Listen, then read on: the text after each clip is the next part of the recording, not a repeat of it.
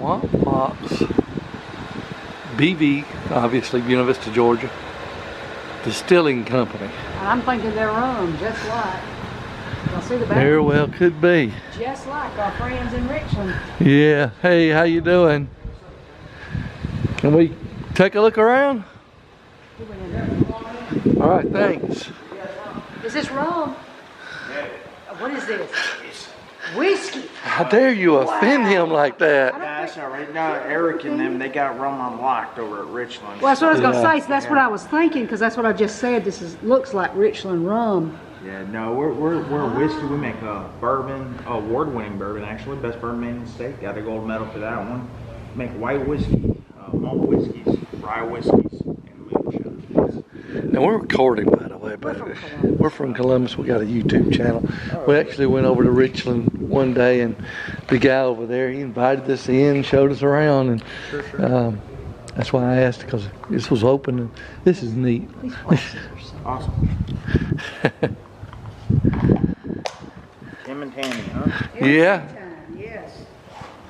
What all We just you guys? purchase it. Mostly we do a lot of small towns, but we do go stores, and we live up around Challenge Riverwalk, and we started out, we was going to do Challenge Riverwalk the most. But it's, we don't actually go in. We are official.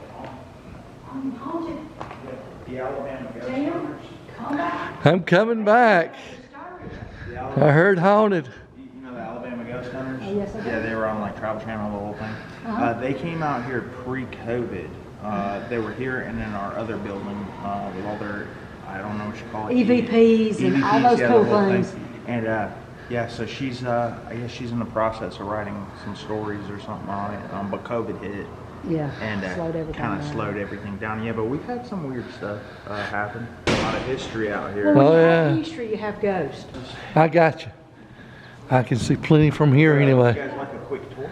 Sure. You show us and we'll Let me hop tell over us, here. You guys are good right here. tell us what we're looking at.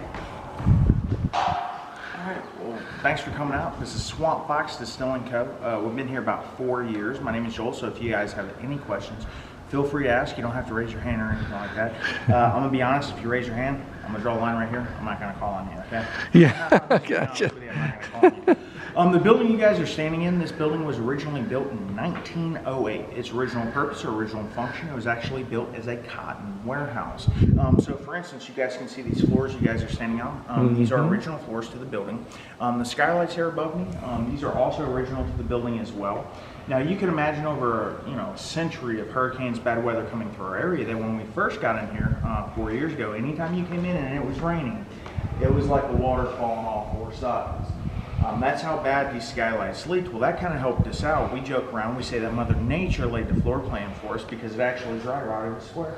How about that? Yeah. Yeah, so it makes it easy, right? Where I put all the equipment, go to the dry rotted floor, right? Yeah. All the floorboards that we pulled up out of there, we actually just tried to patch up the warehouse the best that we could. You can see some work there. All the floor joists that we removed out of there, we actually refurbished, repurposed those. And if you guys notice, in the back walls of all our offices, we actually lined and repurposed all those floor joists back there. So we salvaged as much wood as possible. Now, we are a grained glass distillery, so what grained glass means, it's pretty self-explanatory. We take the raw materials, so the corn, the wheat, the rye, the barley, we process that all the way through to a finished product, which eventually ends up in your glass, right? We do bottle everything by hand here. This is our bottling area over here. We use one machine, and that's called a filler. That machine is going to fill 4 bottles at one time. However, our owner is very particular. He wants to make sure that they're not filled all the way up. So once we get them to a point, we just set them off to the side and top them all off by hand. If we're going to keep our inventory in-house, so, birthdays, anniversaries, retirements, parties, funerals, celebrations, change of commands, you know what I'm doing right now, right? Yeah, I'm selling it. Yeah. Yeah, That's what I'm Yeah. doing. But we just keep that inventory in-house right here along that back wall there. That's for our tasting room. Now, if we're actually going to ship out to one of our distributors, we'll actually palletize those, put them on the back loading docks. Currently, right now, Swamp Fox, we're about 7 states, plus we're international, so we do ship to China.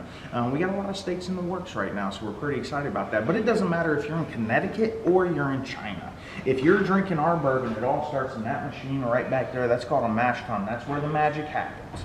That's the one with the motor on it. Now, the very first thing we're going to do is we're going to fill that up with our well water. So we do have a well on the property. It's out back to 450 feet deep. So we're tapped into that Florida aquifer, so we get really good mineral composition, really good pH levels. Then we start adding in our ingredients. Now, we are kind of purists in the sense we don't add sugars, artificial colorants, or artificial flavors into our products whatsoever. By heating it up in that mash tun, what we're trying to do, we're trying to get those some sugar proteins to start breaking down all the starch, all that goodness, right?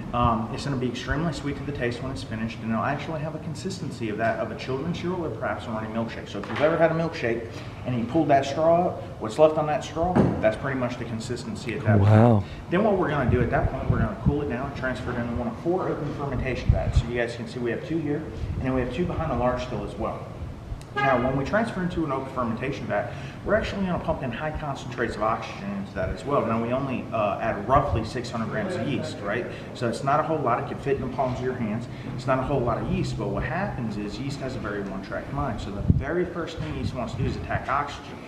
Right, so when it does, it's going to reproduce, it's going to multiply, shooting all the way through that fermentation vat.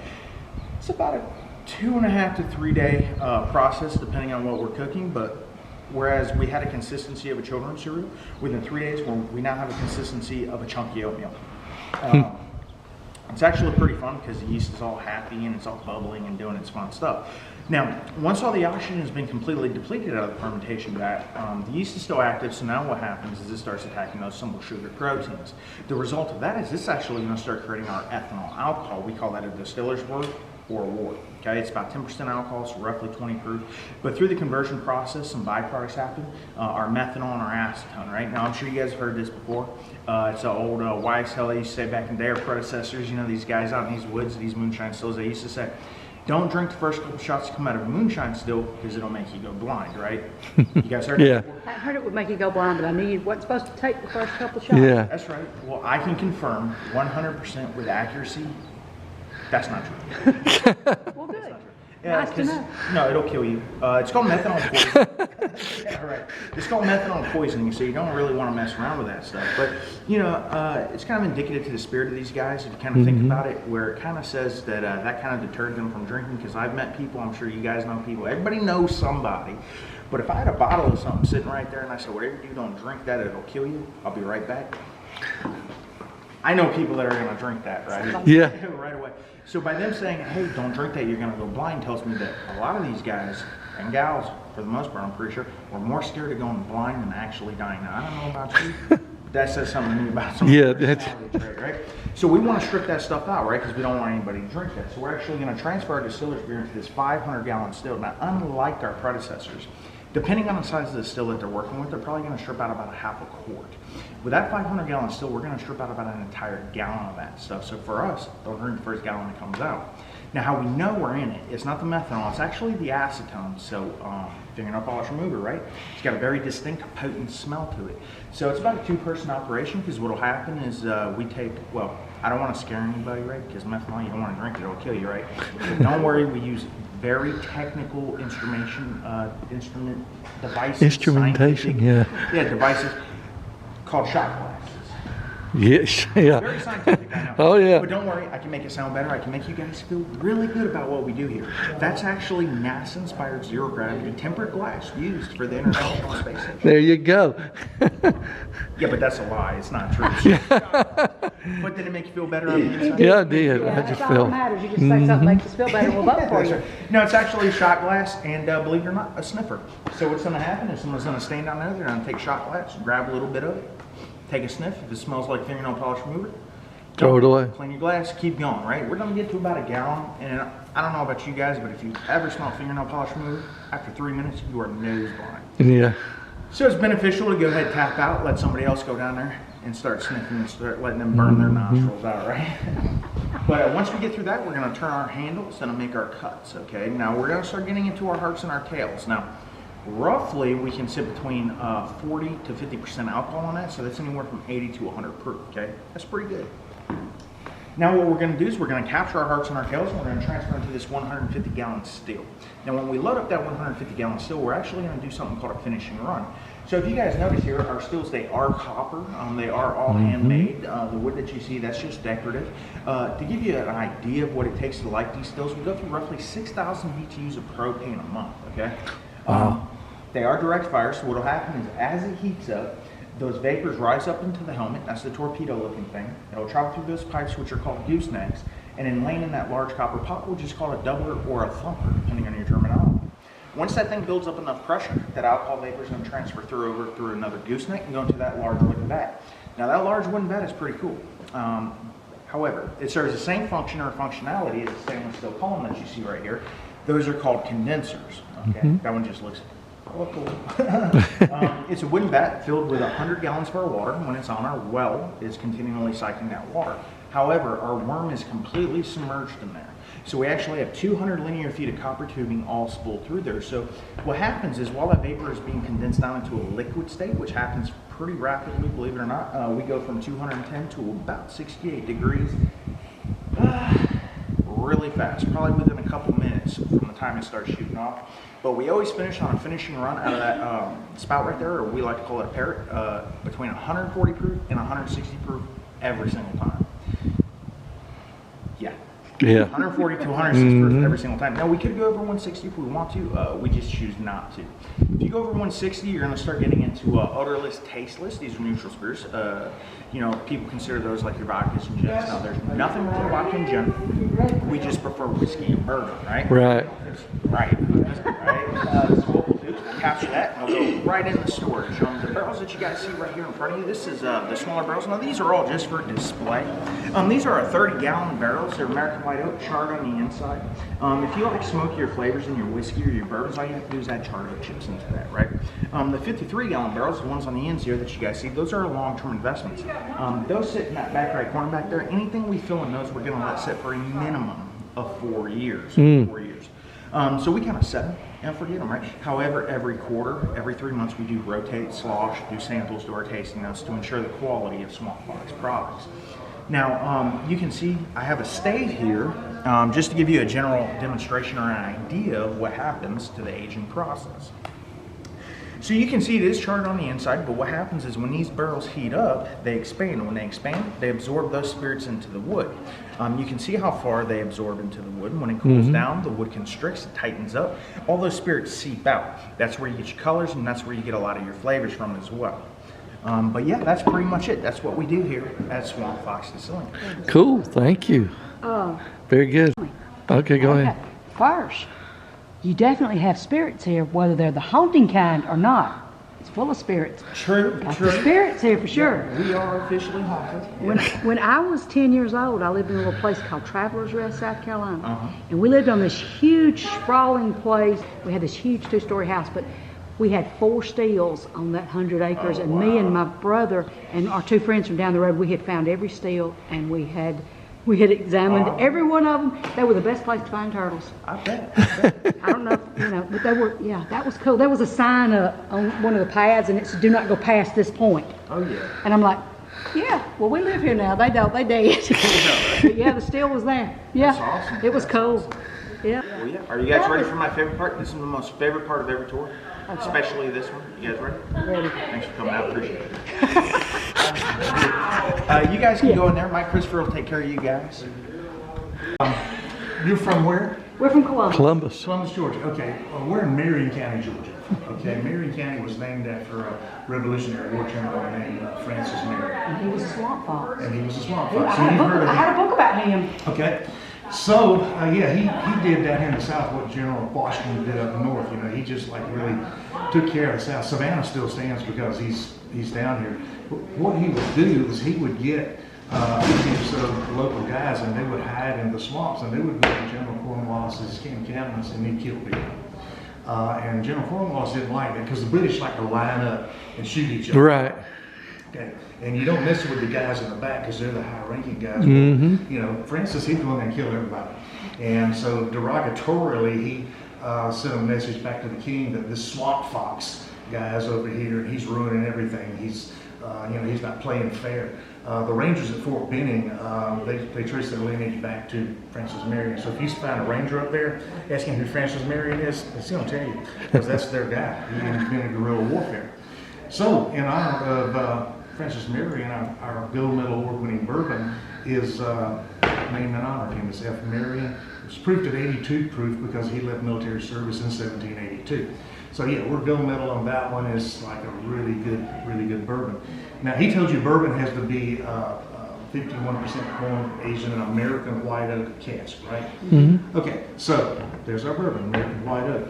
This Will-O-the-Wisp right here, I gotta get another bottle out, is exactly the same recipe as this, but it's aged in a wine grade cask, which is a different kind of an oak. It's not American white oak. Can't tell you what it is because they're not as particular. Right. So the flavor and the color and everything is totally different in these two spirits right here, just because of the wood and the char itself. We proof this one at 100 proof. Will-O-the-Wisp is the little lights you see floating around in the swamps at night.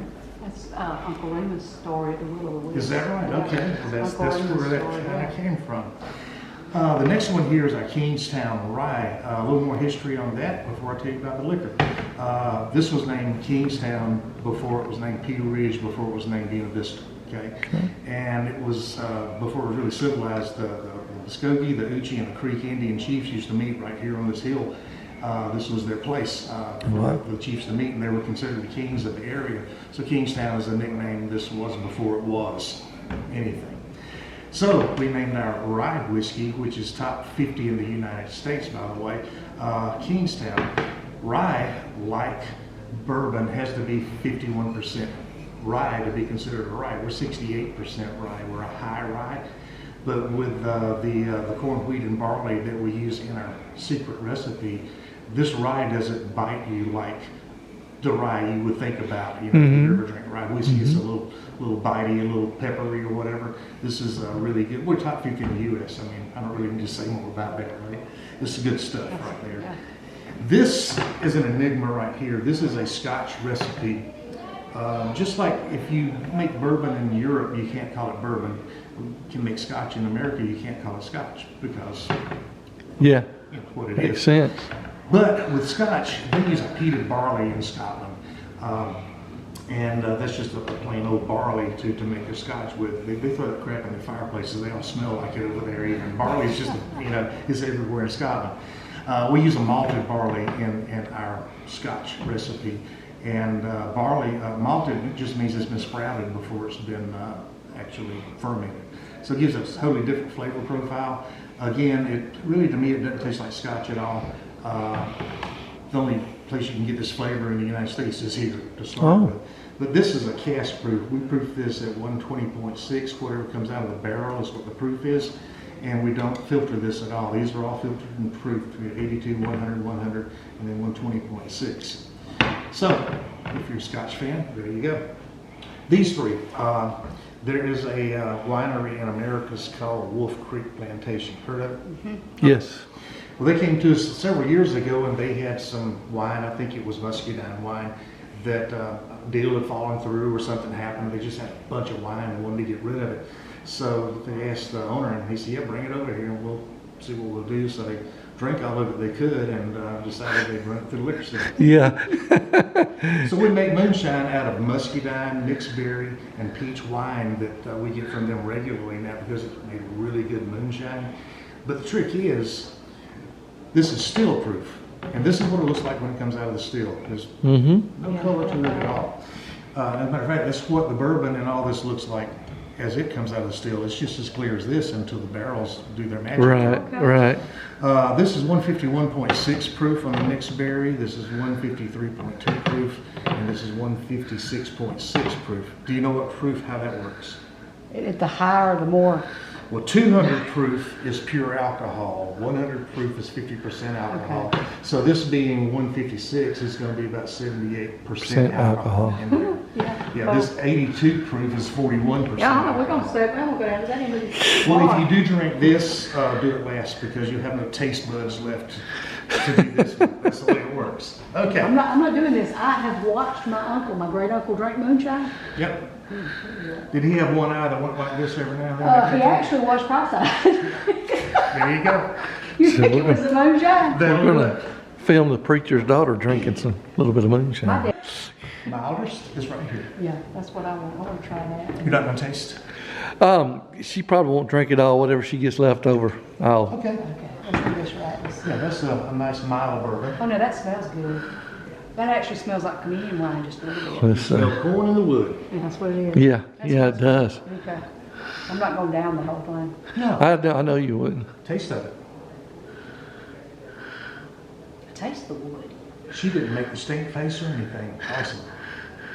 You want to try this? I can feel Sure. it. It's making me warm all over. Oh, alcohol will. It's just making me warm all over. Alcohol will. I feel it in my fingers.